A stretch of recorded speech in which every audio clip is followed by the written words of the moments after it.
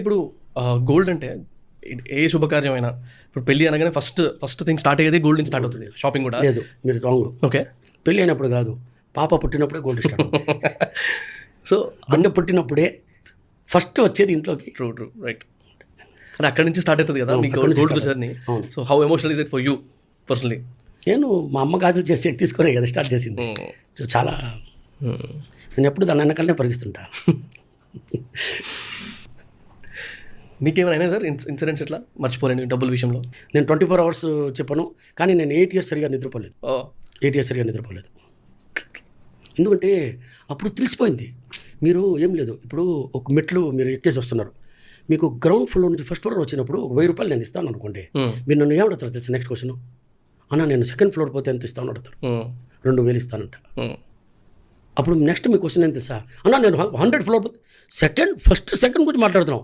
Next మీ question ఎలా ఉంటుంది sir? అన్న నేను 100 ఫ్లోర్ పోతే 1,00,000 ఇస్తావా అని అడుగుతాను. అవునా అని చెప్తా. ఇంకేముంది, ఇంకా ఆనుకుల ముందు ఆలోచించేది ఏముంది? ఎటో బతికి ప్రయోజనం లేదు, డబ్బులు లేవు. ఎవరు కూడా మనతో మాట్లాడరు. డబ్బులు లేవు కదమ్మా. డబ్బులు లేదంటే మర్యాద లేదంటే మనిషికి.